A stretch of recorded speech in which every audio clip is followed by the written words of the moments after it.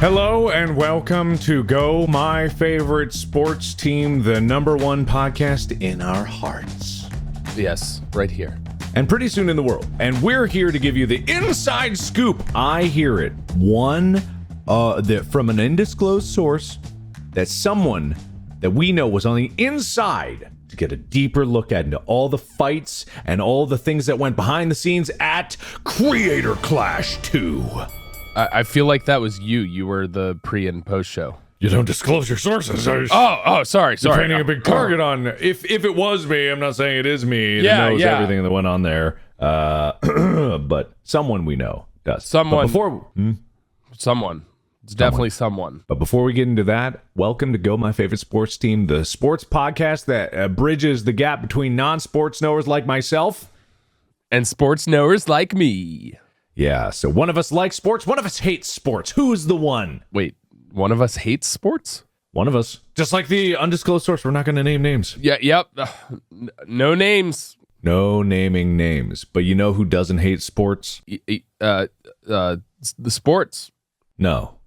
Me! That's who. So I was doing the pre-show and post-show at CreatorClash, which is a story in and of itself. Not many people know that I came directly from filming to fly in the day of the event at a 6 a.m. flight and then leave. I had to get up at 4 a.m., go to a 6 a.m. flight, get over there. Amy and I both did, and then we get to the hotel, and then it's an hour until we got to go to the arena for the rehearsal, and then we're in there, and then we got to do the pre-show, and then we also had to stay the latest. So we were there earliest, latest, and then the next morning flight was also at 6 a.m. Yeah, you were gone super early the next day. Yeah, and we were still up until like 1 a.m. the night before because we just couldn't escape it. Funny thing about that, after the post show, they got us down from the crowd, and then they were just like, all right, be free. And me and Sean were left wandering around inside the arena being like, where do we go? And everyone was already gone. Are you serious? You were just you two alone in the arena. Yeah, not alone. They were breaking everything down. So all these other workers were there who were disassembling like the stage and the ring and getting all the chairs out of there and setting things up so it can be a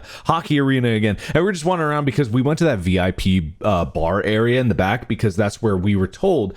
That's where Amy and our significant others were like, and friends were just like, yeah, we'll meet you there and then we'll all leave together. And we got there and we go through the doors into there. And there's no one there, and then the doors click and lock behind us. So we can't even go back in that way that we came in. And so we're just like, what do we do? And there was one dude that came around the corner. He was still cleaning up in there. And we're going like, hey, these doors locked. How do we get out of here? And he goes like, those doors locked? Oh, no. He just was like, well, I don't really know. I gotta figure that out though because I don't know how to get out now. Oh my god! And he was just an employee there, but we ended up going out through into the arena itself, and then we looped back around, and then we got to the back entrance that way, and that's where there were still buses there, so we got on there. There's a few fighters that were still waiting. That's still a wild adventure wandering through the arena and everything. It was a bit of a surreal thing. I mean, we've been backstage of stages, but like an arena like that is much bigger, but it's the same thing at a different scale. So easier to get lost in. But man, they were just like very much just like, because Amy said that she was trying to tell the people who work there, they're like, no, we got to wait because like our boyfriends are up there doing the post show. We need to wait for them so they can get out of there. Okay. And they're like, okay, what are you, their mothers? Like, what is, are they just children? It's like, Jesus Christ. No one at the arena had any idea how to handle like creators and even realize that we might have followings of our own and people might be a little bit rabid just as they would for any other performer at the arena. So it's not that like I think that my fan base is dangerous or anything like that. It's not so much that, but just like that many people, it can get out of hand and it can cause issues. Yeah. The funny thing you talk about that, when I got back to that VIP lounge, I had to take my meds. I was a little bit late on my meds because of that. And all the bars and everything were closed. So I'm talking to like 6 different people that work at the arena. Like, I don't know how to get water. Maybe there's a water bottle back there. And I'm like, yeah, there's no drinking fountain. I'm like, how do I get water? I have to take my meds. Like, somebody please help. It took probably like 15 minutes of talking to like 5 different people before somebody eventually was like, just wait here. And then it took them another 10 minutes before I got my cup of water. Yeah, no, it was a little bit haphazard there, and things were a little chaotic because I'm assuming that it was the same thing where they operate under the assumption that the vast majority of these people can just go up into the crowd, and for sure, like many creators could, like that's no problem at all, but it just becomes a hassle going back and forth, and our booth was just like one bare rope away from everyone else. So, but everything was fine. We got out of there fine. It was an enjoyable experience while we were there, but that travel was a doozy. Yeah. I luckily got the extra time to get there early and then leave late, so I got to go to the gala and that part, which unfortunately you missed the Getty Images walk red carpet and the karaoke. And the chaos that was the TBD, the guy who fought Chris Ray Gun, I forget his name off the top of my head. Yeah. He hopped on stage and interrupted the show of this comedian that they paid to come on for entertainment. And he was like, I only got 5 seconds of highlight screen time. Harley was up there for like a full minute. And I'm like, man, dude, they grabbed clips in the heat of the moment, and you're complaining because you got 5 seconds on the little highlight reel. Lasted a round and a half. Yeah. Was he actually mad? Was he actually mad? It seemed like it. Oh, he didn't wow. like get really mad, but I think he had a little too much to drink and he stepped up on the stage. But then the comedian was like, I feel like I'm on an episode of Jerry Springer right now. Like he just ran with it, and he brought Chris Ray Gun up, and they had a whole beef, and he was like, he feels like he's part of the Oompa Loompa Brigade, and like he made a whole bunch of jokes, and he was just like intermediary, and he's like, anybody else want to come up here and air their grievances? Oh man, that is very really silly. funny, It's like, I hope that he understands that I fought for everyone to get highlight time. They wanted to keep all of the previous fights from the main event super truncated so that we would be just like boof, boof, boof. But I was like, no, everyone gets their due. And the reason that there wasn't enough highlights is because the fight lasted a round and a half. But we will get to that fight because we're going to break down all of these things. So there physically was not that much to highlight. Right. Yeah. Anyway. No, it was really funny though, because the comedian just leaned into it and ran with it. All right, that's fair then. That's fair. All right, so let's get into this. Tyler's a little sick. Thankfully, I avoided any illnesses that would occur. I was worried about you, honestly. Trust me, I was trying to take every precaution I could. And that was one of the other things where I was like, oh man, I couldn't keep this a little more separated because it's just like nothing like 1,000 people breathing on you. But I got out of there. I seemed to be okay. I've been taking a lot of immunity drinks and concoctions that people have been shoving in my hand on set, so I've been A-okay. But we're going to get into this so that Tyler can go rest. First fight up, Jack Manifold versus Dakota Olve. I think it's Olve.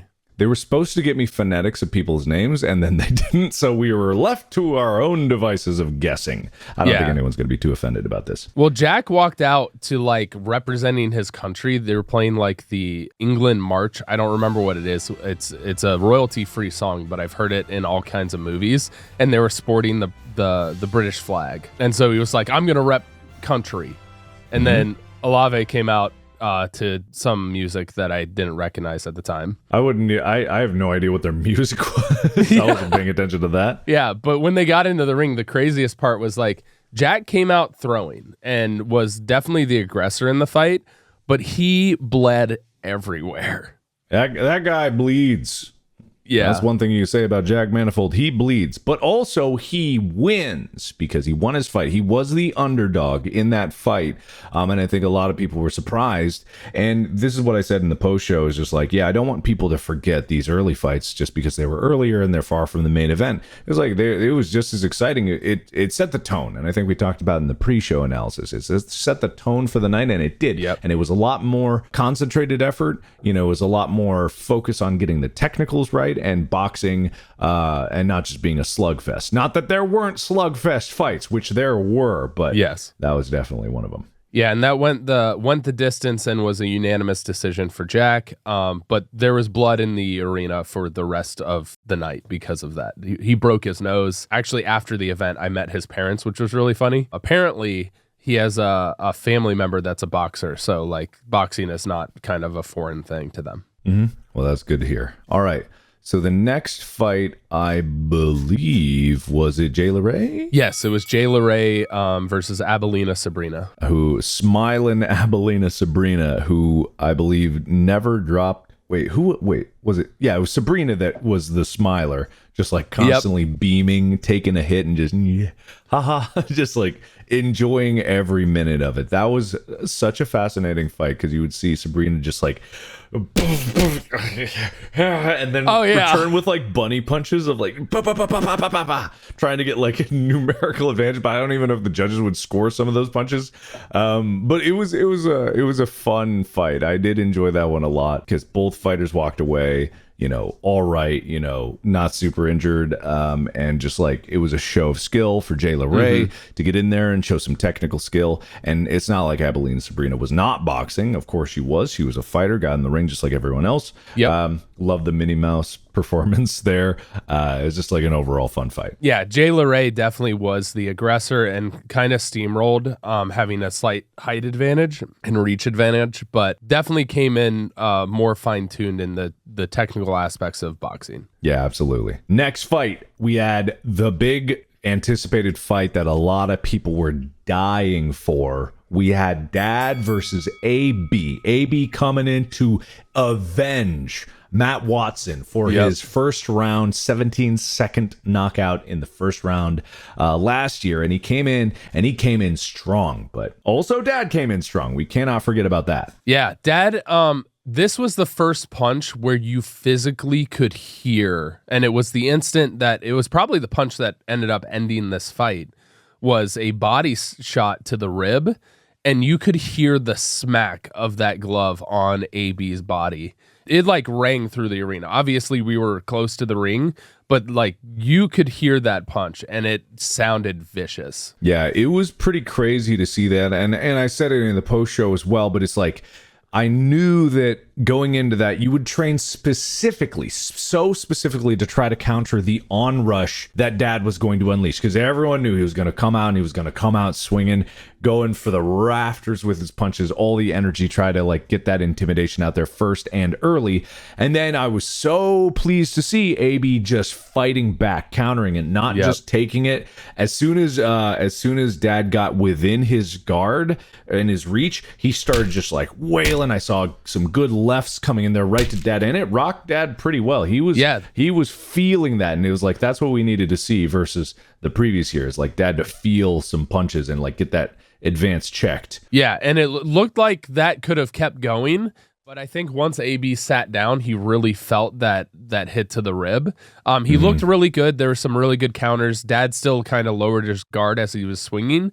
I was really hoping that one could have lasted, but unfortunately, for safety reasons, it makes sense that they kind of stopped that fight because of that hit to the rib. Yeah, and I don't know if it was a broken rib. I don't know if it was a bruised rib. I don't know if like anything like that. But for me, and I said this a million times, it's just like it's an exhibition for charity. There's no reason to get permanent damage on anything for going this fight. That fight was entertaining. It was exactly what people wanted. Dad coming out fast and furious, and then like, ooh, but he's fighting back, and so I think it was a very entertaining match, and it was kind of the shot of adrenaline. It was so frantic and just like instantaneous that it just brought a lot more energy back into it, because I'm not saying the first two fights weren't energetic or interesting, but it's like they were definitely more paced. It was a lot of blood in the first one, and there was a lot of one-sidedness in the second one. This is the first one where it's like, ooh, there is a fight going on. This is a battle where they're both giving it their all, and you could see it, and I thought it was really entertaining. I will say I did talk to AB after the fact. It was a really badly bruised rib. He ended up getting out and getting x-rays and everything after the event, and I saw him later that night, and he was still nursing it because it hurts, but it was badly bruised. Yeah, badly bruised. So no shame in any of that. I appreciated all of it. Next, we had Chris Raygun versus William Haynes. This is William Haynes was the one I was talking about that hopped on the stage. He was TBD before this event. Oh, right. That's why you said TBD. I was like, is that his name? I thought I couldn't have sworn that wasn't his name. No, it was to be determined. I didn't know who it was. When we did the pre-show, we didn't know who was stepping in against Chris Ray Gun. Last minute addition, obvious height disadvantage for Chris, obvious weight disadvantage for Chris. And to William's credit, like he dropped weight. He said he dropped like 14 pounds in 3 weeks. Was that it? I don't know. He said he was like dropping a pound a day. Yeah, something like that. Very close, which is quite a lot of strain to put on the body. That's not easy to do for anybody. So for his like commitment to try to come in here and make it as fair as possible, like huge commendation for that. However, I said this in the pre-show and I'll say it again here. I think that fight was called early. Yeah. Part of that might have been because Chris Ray Gun punched the ref in the back of the head accidentally. No, that's not why it was called. Like she was flying in, waving it off before she got thwonked in the ear, and I think that also shows why it was called a little early, because I don't think Chris usually when in a fight like that they will call it early if it seems like the fighter is defenseless. Is unable to defend themselves, and in doing so, it just risks endangering them. I don't think that's what Chris was in that state. He seemed to be taking a beating from Williams at that time, or William at that time, but that doesn't necessarily mean that he was out of the fight or completely unable to defend himself. His arms were still up, blocking himself, and then it's just because there was the height disadvantage that it might have looked like a perspective of he was just like taking a walloping. But then again, so was Sabrina. Sabrina was taking a walloping for 90% of that fight. And yet, the fight continued. I don't think Chris was in any danger. He was moving very quickly. So when he was able to get within the guard, he was landing some pretty good hits to the side with that right. I think it was the right. He definitely had a major reach disadvantage. So a lot of his early swings were missing, but when he got in close, he was landing some pretty good solid hits. And they were not weak hits either. No. So who knows what could have happened? I still don't know if it would have been enough to win, especially on points. He was definitely taking a lot more hits. So if it would have gone to distance, I still think Haynes would have come out on top just based on the performance of the early rounds and going forward. But again, like I said, exhibition, charity. Yeah. No need to run any risks. It's all for fun. And I know these fighters going in there, it's not just for fun for some of these people, but for the crowd's fun and entertainment. And that's what makes it. Although I would have liked to see a little bit more. Yeah, that was the first time though we saw the official get hit, and I think they got hit a couple other times throughout. But next we had the matchup between Alana Pierce and Mika. Yeah, it was a very fun match, almost even on all stats across the board, weight, height, very even matchup, two very different styles of fighting that went the distance. It was very good to see. And it was also just like, that was the first one that was like really hard to watch because it's like two people and it's just like, go. I don't know who to cheer for. It's just like, everyone wins, I guess. I will say, Mika landed twice as many power punches as Alana, and it was the only split decision of the night, so it was a close call. I honestly think Mika was dominating early, and Alana came back in the later rounds and really showcased landing more and more punches that really evened it out to make it a harder decision.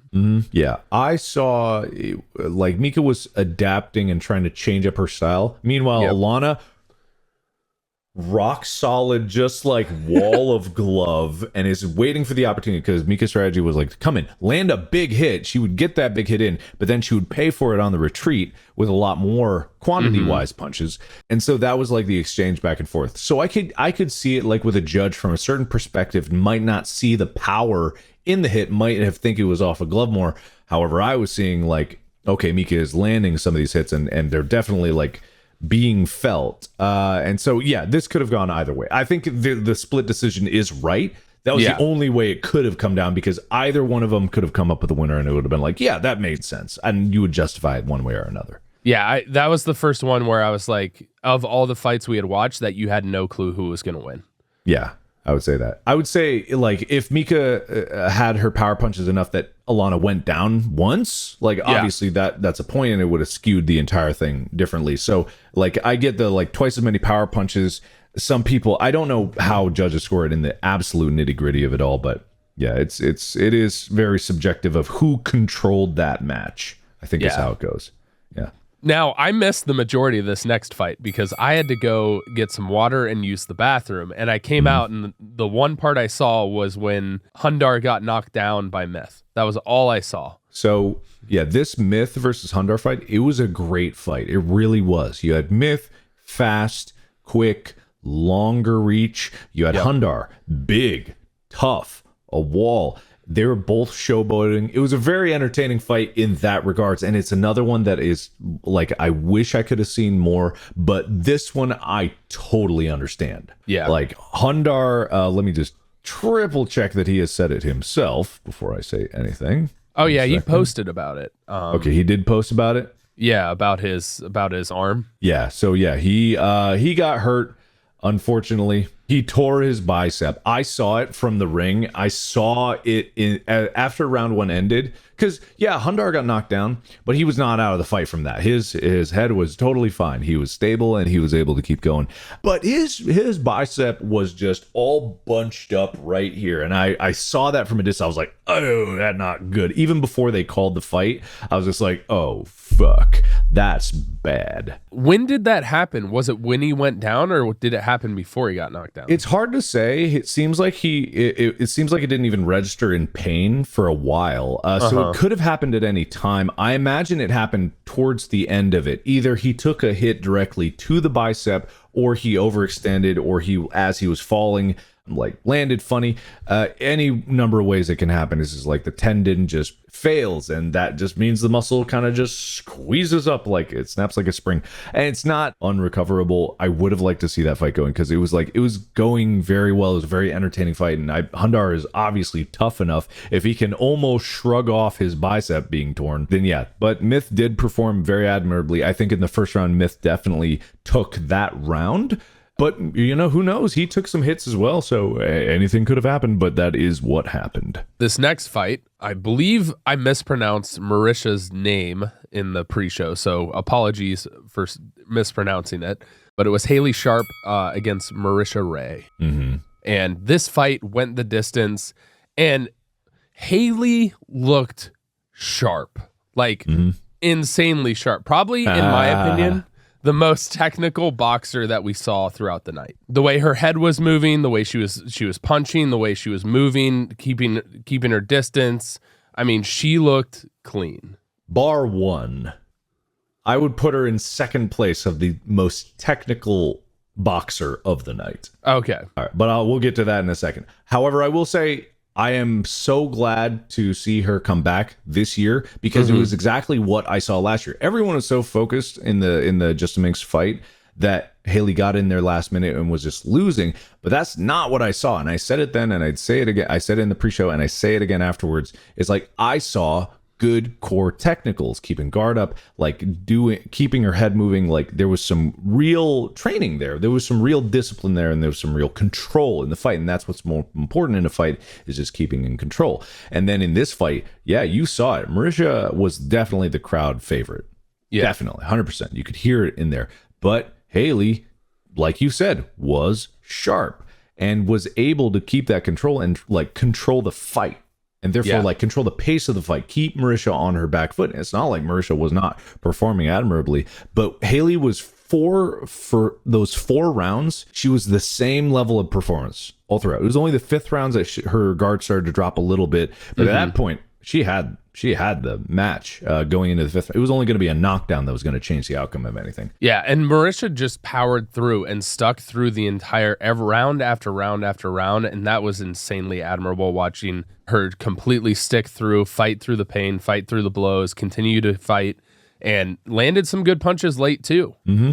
Yeah, there was definitely, like, Haley was taking some hits there, especially as the fight grew on. And it was one of those things where, like, I was seeing this attack from Haley so early, and by the end of the first round, I was worried that Marishia was actually going to go down, and like this fight might again end early. But no, it went the distance. So huge respect to Marishia and Haley for both going the distance in that fight, because it was an extremely entertaining fight. There was pure boxing occurring in front of us, and it was just delightful to watch.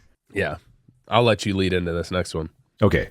Aaron Hansen versus Jarvis Johnson. The start of the heavyweight division and the start of some heavy hitters and some heavy hits. Yeah, they came out swinging. It was immediate. The tone shifts of these fights can go up and down, but as we accelerated towards the end, you see more intensity in the boxing and what's occurring in front of you. And Jarvis Johnson, who in all the pre-show coverage and like, you know, in the promotional stuff, you know, was painted very much as a picture of like of this nice calm energy. I knew it was a front. I knew it was a front. I knew it was all smoke and mirrors. I knew something was going to be unleashed as soon as that bell rang, and it was unleashed. I mean, it was just trading blows after blow, just one right to the next, and Jarvis would hit counter, and I mean, they were just swinging and trading punches. It was the suddenness of Jarvis's attack that really threw me off guard, because Aaron crossed the ring,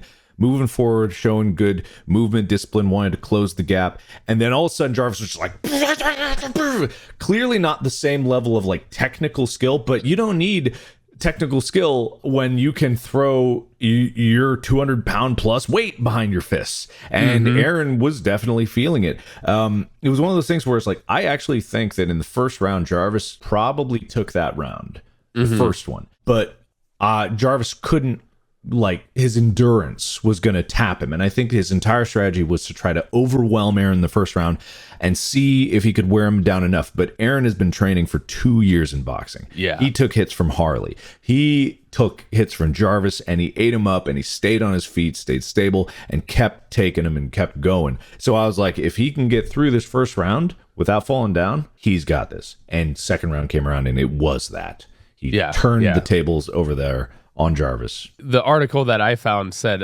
basically, technique be damned, they're just throwing bombs.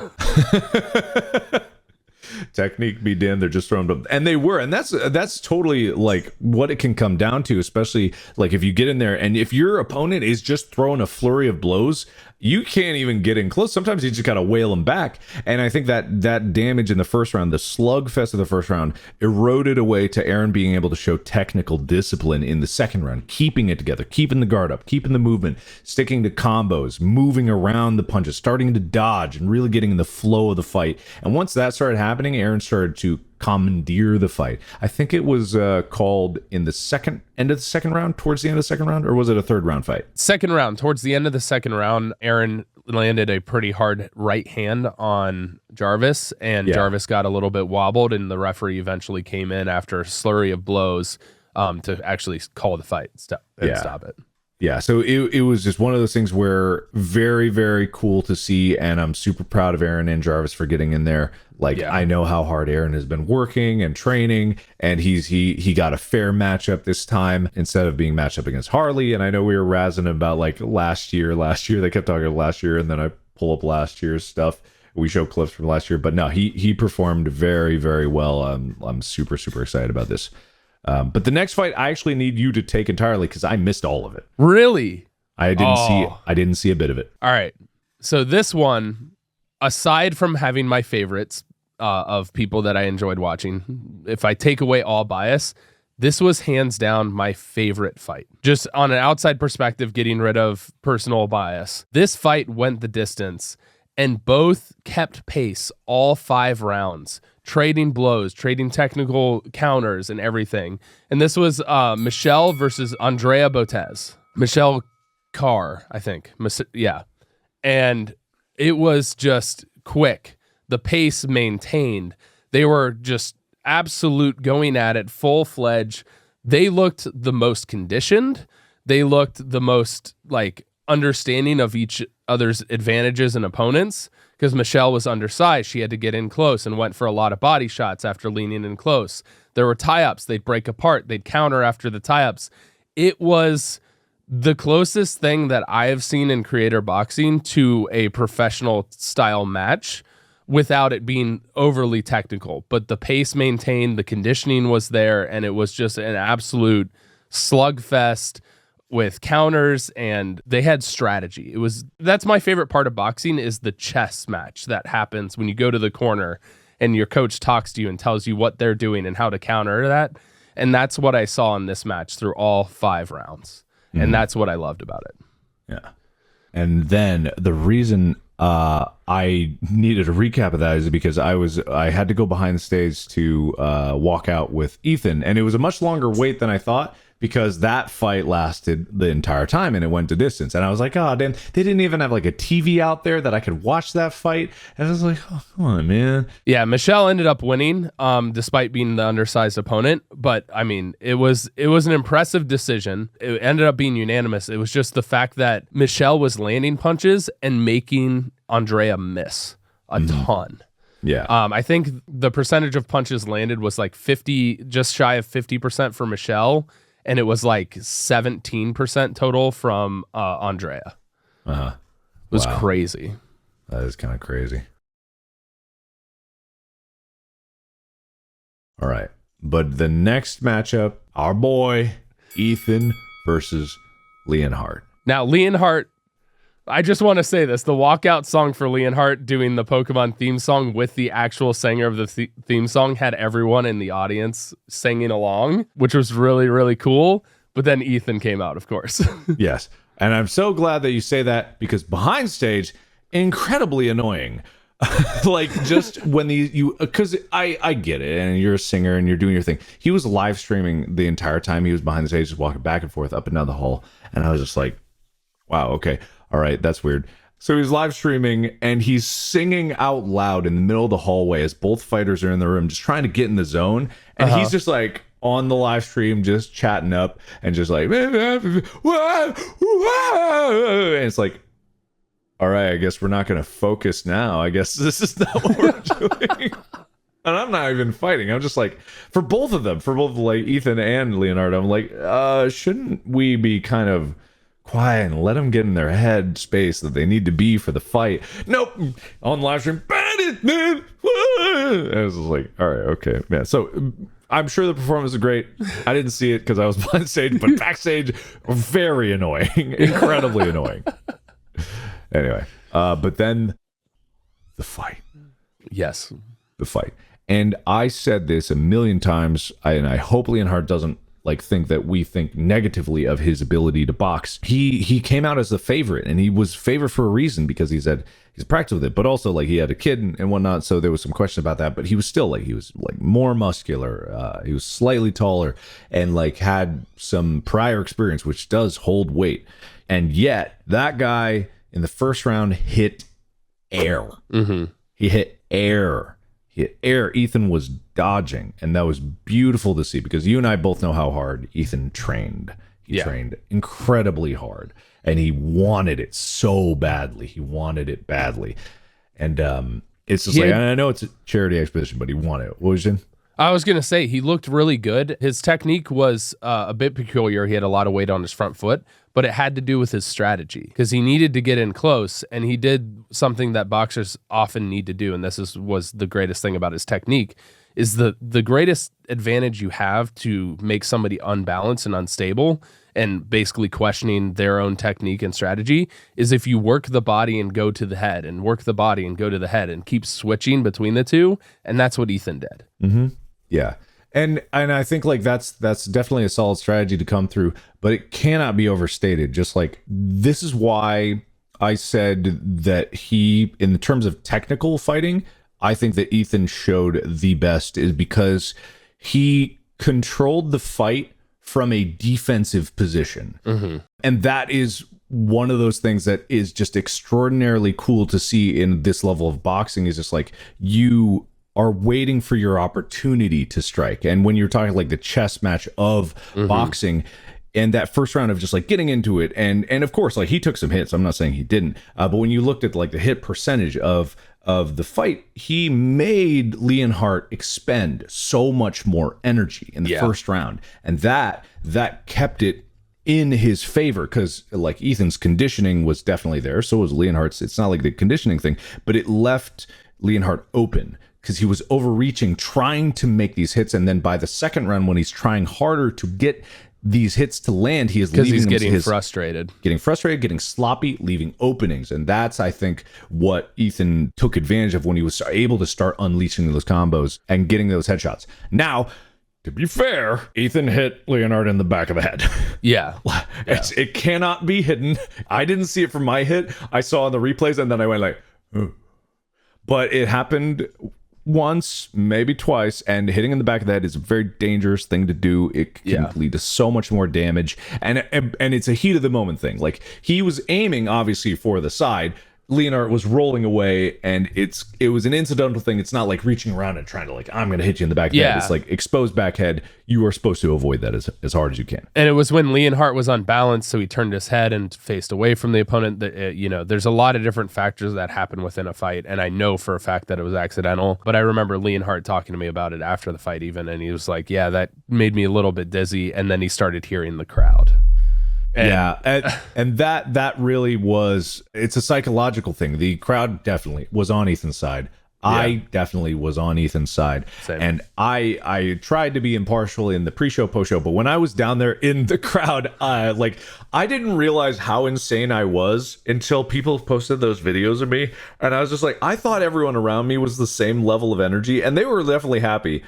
I looked like a madman. I looked like I was losing my mind, and I was just like, I didn't realize it was that bad. So, in all fairness, I was really excited, but I was so afraid to hit people because I felt so tight in the spot that I was. I was that not I didn't afraid, want to raise apparently. my I was arms. throwing my fists everywhere. I don't remember any of that. Well, but that's also the funniest part is in all of those posts and videos, it's like I'm perfectly just off the side where it gets cut off because I could see Catherine, and then I'm like off the picture of the video. And so it was cracking me up every time I saw one there. And then the hugs at the end when everybody's like, wait, is that Tyler? Yeah. Oh, man. It was really funny. Still, it was like for me anyway, and I'm super biased, but the energy in that fight was fantastic. It was one of my favorite fights of the night. Not just because Easton was there, because Leonhardt was performing. He was performing. It was just like the strategy just lined up perfectly for Ethan to create like the opportunity for him to really take it. It wasn't like a first round finish. It was third round, I believe. Round? It went to the third round. And yes, there were some hits to the back of the head. You don't like to see that, but it came because there was a hit to the face first. It was usually during Leonhardt's already stumbling. Yeah. So, but at the same time, proud of Ethan. You did well. Proud of you, Leonhardt. Like, did well. It can be so disheartening. I've never been in that situation. If you're down on the ground and everyone is chanting the other person's name, that's got to feel bad. And I don't like hearing about that. And I apologize for being heavily in Ethan's corner. I know he's a good guy, or I think he is. I've never had a chance to really talk with him, but I met him in the hotel lobby beforehand, and it's just, it's one of those things where, I still think Ethan would have won that fight if it went the distance. Yeah, well, absolutely. There was no question about that. It's like it is the thing, but it's like you never want to shit on anybody for putting in the effort, especially when he did. So, and they definitely put in, like, Leonhardt put in the work. Again, both Leonhardt and Ethan are friends. Like, a lot of respect for both of them for entering the ring. But seeing Ethan step in there, being the massive underdog, apparently there was one like gambling site that had stuff, and he was listed as a massive underdog. Oh yeah, I think it was. It was so good to see him showcase his ability. You could see the focus in him coming from his upbringing with gymnastics and all the stuff that he's been put through. Definitely hats off to Ethan for his performance. And he really hyped the crowd afterwards, and it was so good to see him victorious. It gave the crowd what they wanted, which was excitement. And I think that fight, both of them can walk away very, very proud because they made it one of the most exciting fights of the night. But it wasn't the only one. We have two more. Speaking of exciting fight of the night. Oh my God. Harley versus John Randall Hennigan. All right. So John did your normal entrance. He walked down the tunnel, right? Mm-hmm. But Harley. That entrance. Best entrance of the night, bar none. 1000%. My favorite moment of the night is not Ethan winning. Yeah. I have to say, it's not. Because I could replay this moment. You say it. It's so. I gotta go look up a clip of it. It's so good. Will, if you can find it, please show video of Harley falling out of the ring. Also show his entrance, because his entrance was super cool. But well, I was looking to the entrance ramp, gentlemen, but I don't see Harley up there. Wait. Oh, he might have run away scared. Hold on. What? Oh, is that? Harley's in the crowd. Oh my goodness! Harley is in the crowd looking like a Shield member or Solid Snake. I don't know. Charlie, what is going on here? I'm not quite sure. This is just a psychopath out there. The man of the people making his way in. The Sauce Boss is headed to the ring. Here is the Raid replay. And again, you see that right hand. He falls into us here at the commentary desk. Thank God that Harley's okay, though. That could have really been bad. But Yeah, that's not a small fall at all. not at all. That's a big man. It actually Look at us there. We're trying to help him out. Charlie didn't dive at anybody. I don't want to hear it. Oh my God, his entrance. What an entrance. It was really funny because two of the Cloak staff were there that I know because of doing modeling for Cloak. And they both messaged me at the same time. I didn't know you were fighting because Harley has the long kind of curly hair. And they were like trying to say I look like Harley. And I'm like, the man's a giant. That man is a giant, but it did him no good that night because he was trounced. He was trounced upon. He was punched out of the ring. Punched out of the ring, punched out of his soul. John Randall Hannigan was coming in strong, and he is obviously a very strong guy, big dude. Harley is not a weak dude either. No. And I would not say that John had like the best technical ability. Well, like I've said multiple times, you don't need the perfect technical ability when you can throw haymakers that are going to knock a 240-pound man out of the ring. Yeah. Or he fought at 220 maybe. I forget what he fought at. Something like that. But John was throwing massive body shots and was working his way in close because that was the one advantage Harley had was if he could keep his distance with this jab and move around the ring. And Harley just got bull rushed by John. That's pretty much what happened. The majority of that fight is John just came in and just started hammering at him, walking through the blows that Harley was throwing. Yeah. So that fight ended, I believe, third round. Yeah, third round KO. The fight was stopped in the third round. It's just one of those things where very entertaining. I was worried about it before, but it ended well. It started well, it was well, and it ended well. And it's got like one of my favorite clips of all time. Harley landing on, I don't remember who it was, landing on their lap. It was just like the three ringside announcers who are clearly inferior to the pre and post show team. Pre and post show team on that one would have caught him, lifted him, thrown him back in the ring. That's what the pre and post show team. Harley even said afterwards because I talked to him on Gala night, and he was afraid that he would land on Moist Critical and squish him like a buck. He just was like, he was so confused where he was, and he was like, "Oh, is everyone else okay?" Nah, Charlie would have thrown him back. He could bench press 2 Harleys. He's no problem. No problem. All right. Then the main event. But before the main event, we had the national anthem. We did have the national anthem, which was, I have an inside scoop. I just told the guys about this, but I'll tell you about this as well. I was down in the little cafeteria area where there was food, and the security guards were giving their security briefing and kind of run a show, going over everything. And when they got to that part of it, they were very funny across the board, just like talking about creators and like, I don't get it, why are they here?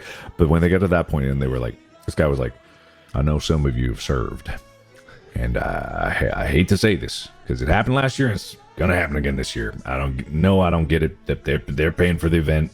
They're gonna sing the national anthem now, and they're gonna do it bad. And if you want to walk out at that point, hey, I tip my hat to you. It's totally fine. It's like he was preparing them for like the disrespect to the national anthem. But I'm like, they did a great job. That was an incredible rendition. I loved every part of it. Yeah, there was a judge, one of the referees that was standing behind them, and you could just see him getting more and more angry watching it happen. And Matt told me after the event that the guy walked up to him and was like, "What the hell was that?" he just felt so like personally attacked by what they did, and I was like, the audience sang the whole song. Like it wasn't. Yeah, I know, right? It wasn't that bad. No, it wasn't that bad. It wasn't like the other night though, or the other one in the previous fight where you have them stop and start over and stop and start over and stop and start over, and it'd be just truly terrible the entire way through, which is just an interesting rendition of it. But at the same time, like when Matt ripped his chest open to show he bled red, white, and blue, I respected every part of that. Especially the stuff. kiss. The kiss really sold it too. He showed that love for America. Yeah. Oh, nothing but love in our America. You know what I mean? America. Yeah. Yeah. All right, now we're to the main event. All right, the main event. A wonderful fight with it wasn't even part of the fight that makes me. Anyway, you start it. I mean, they came out throwing blows. There was a lot of jabs, a lot of good hits to the face.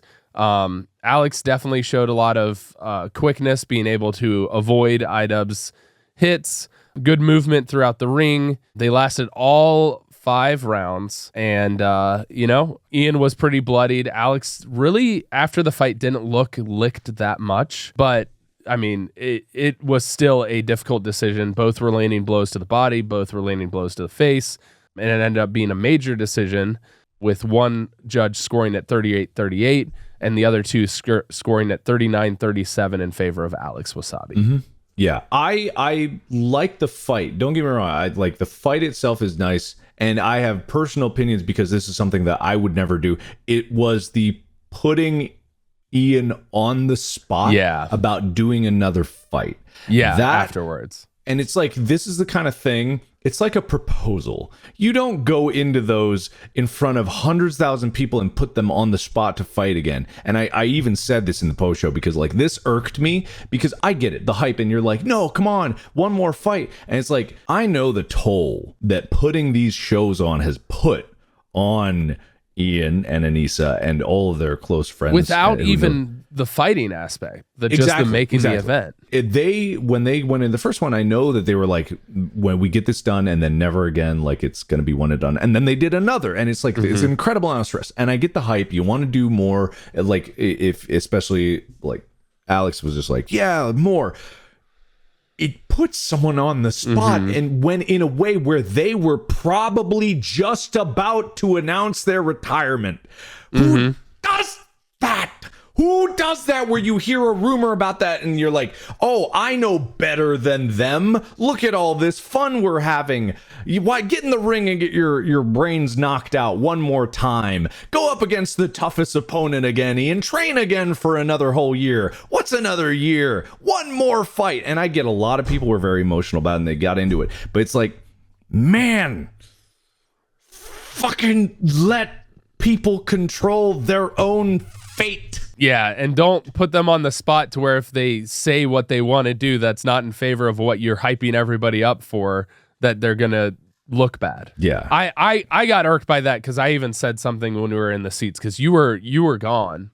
And I was like, that's not the way to do that. That's undue pressure. Maybe they wanted to do it, but give them the chance to make that decision. Don't apply an arena full of people pressuring them to say yes. Yeah, exactly. However, I also don't know Ian's true feelings, and I don't know what he wants to do. And it's up to him and not me or anyone else to do that. If he wants to retire, that's all more power to him. If he wants to do it again, more power to him. Yeah. I hope I can be there again doing the pre-show. Right ring side. We'll be on the opposite side of the ring. We'll kick the judge out and we'll just do the pre and post show right by the ring. We'll have 2 commentary tracks. You can pick your favorite. Maybe we just get a catwalk and you guys are just above the ring, Yeah, if we could be floating like on suspended wires the whole time, dancing in and out. People can donate money to lower us so that we'll be in the way of the punches and we'll just go like, oh no.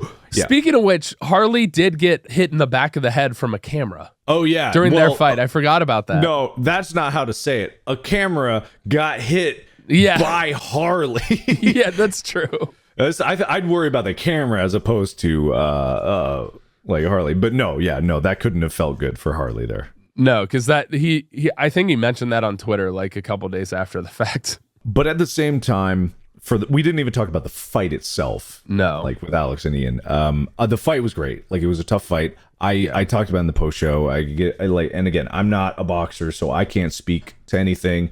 I think that in the third round, it was clearly showing that Alex was starting to feel it and getting tired. And Ian took that round. Clearly. Yeah. And Alex's only strategy was try to tie Ian up every single second that he could. Just tie him up, and that's that was the late rounds. Yeah, it's not fun to watch. It's not fun to see. It's a strategy of desperation, but it paid off. Like it paid off, and Alex was able to come back and win the next round, and then therefore change it from what would have been a draw into a win, and that is how that goes. But that's just, I'm not a boxer, so what do I know? Like, I'm not getting in that ring, so take my opinion for what it is. Worthless. All in all, the event was incredible. Yes, exactly. I had so much fun being able to go. Huge shout out to Real Good Touring for putting on the event, Amalie Arena staff for what they did for it. Obviously, Ian and Anissa absolutely making this into an amazing event, even building off of last year. I mean, it was truly incredible. It was an immense amount of fun through and through for all the invitees. And from what I heard from everybody who paid for a ticket, it was just a fun time. It was a very fun event. I'm glad I went. I'm not terribly happy for the travel of going there, but I am glad I went. I was glad I could be there. Who knows if there's going to be another one? Nobody knows, but the people in charge, just as it should be. So stay tuned. Whenever they decide to announce or not announce, you might want to pay attention. My favorite part was definitely after Ethan won, being able to celebrate, and he went down and hugged everyone, and that was really cool. That was really cool. But Harley getting thrown out of the ring was a pretty cool moment. That was also really cool. And his entrance being Solid Snake coming from the crowd. Yes, that was also very good. Beautiful. Very good stuff. All right, well, I think that'll do it for this episode. Tyler, you can go rest up, take it easy, get some health. Yes, I have been working on that with my tea and on my second box of tissues, and tested negative for COVID, but it feels like COVID. So, well, at least there's that. So, hope you get better, and thank you everybody for watching, listening. No, I will not be boxing. Don't ask. I don't want to. I just am an observer. I want to, but I can't. I don't, and I won't. Anyway, go check out the store, store.gmfst.com. We have foam fingers. They're in the store. They're up there now. They will be when this airs, but they're not up there yet. now. Yes, they're up there now. Wow, I see them. I'm on store.gmfst.com, and I see them with my eyes. You've got these awesome XXL shirts. You got the iFinger Sports hat and the iFinger Sports tee. And more stuff will be continuing to come soon. Make sure and check out the pins, too. Take advantage of the Elegant Listener Collection bundle while it's still available. All right, sounds good. But go check out Mark over on his stuff. Make sure and stay tuned for when his movie hits theaters. And you can check out my stuff at Apocalypse_12 everywhere on socials. So, but for now, we'll see you next week on Go. All right.